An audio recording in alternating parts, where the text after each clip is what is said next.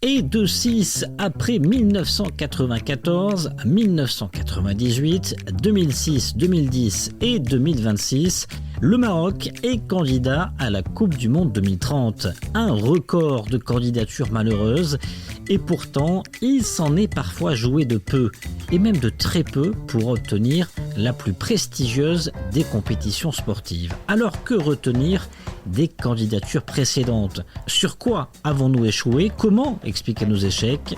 Passage au scan sur l'histoire des candidatures au mondial.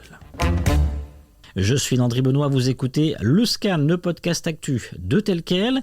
Et ce mercredi 15 mars 2023, je vous propose de parler candidature du Maroc au mondial de football.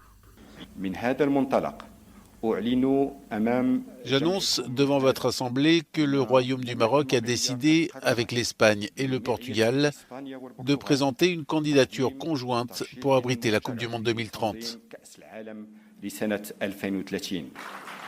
C'était ce mardi 14 mars à Kigali, au Rwanda.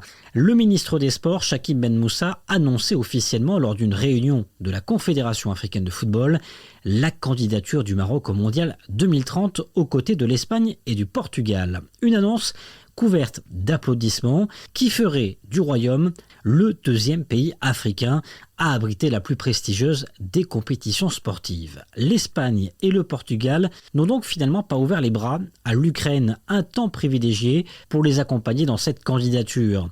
Il faut dire qu'une large affaire de corruption au sein de la Fédération de football ukrainienne faisait tâche depuis plusieurs semaines. Alors cette 6e candidature est-elle vraiment la bonne? Dans notre prochain épisode consacré à la candidature 2030, nous recevrons Monsef Belariat, ancien ministre des Sports, et le journaliste sportif Karim Droné. Mais tout d'abord, retour en arrière sur les 5 candidatures ratées au mondial de football.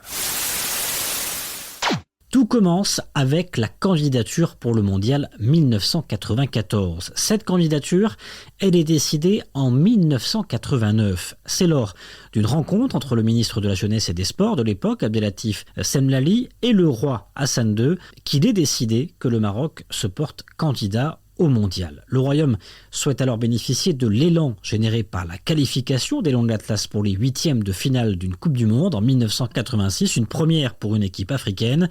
Cette candidature, c'est aussi une première pour un pays africain.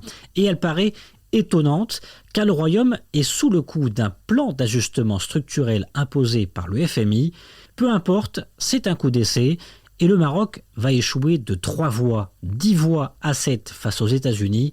Une défaite malgré tout perçue comme une victoire par les responsables marocains. Deuxième candidature, le mondial 98.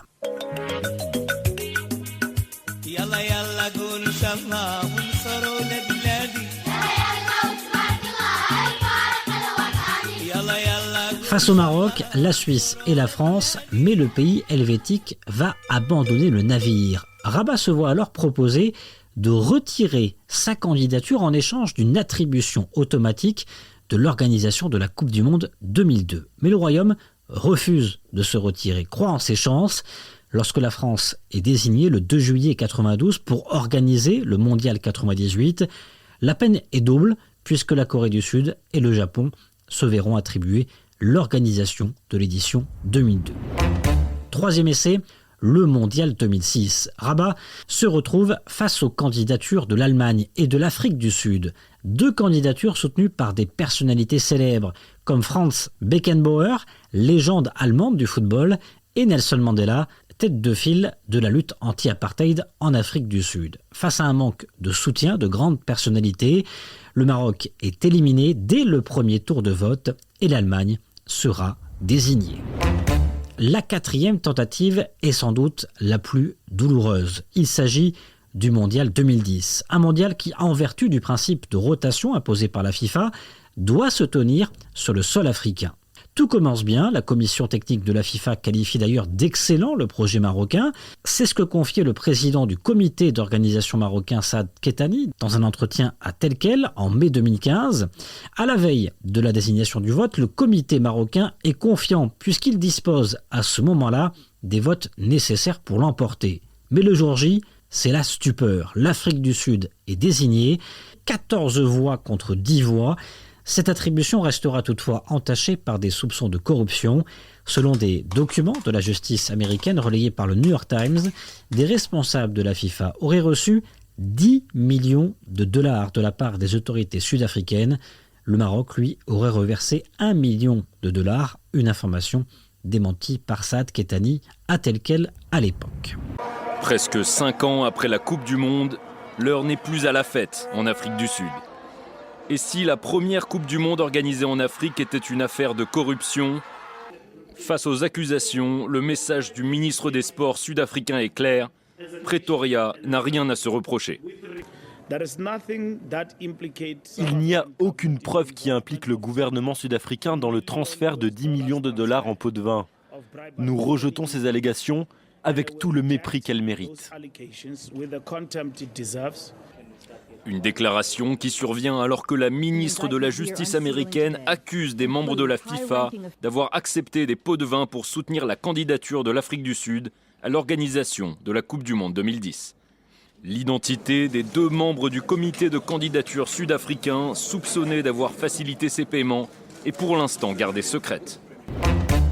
Dernier coup d'essai, 2026. C'est en août 2017 que la campagne marocaine est lancée. Mais il faudra attendre janvier 2018, soit 6 mois avant le verdict de la FIFA pour voir le président du comité de candidature marocain désigné en la personne de Moulay Hafid El Alami. Le temps perdu ne sera finalement jamais rattrapé. Le trio États-Unis, Canada, Mexique avait d'ailleurs mené campagne plusieurs mois sans adversaire.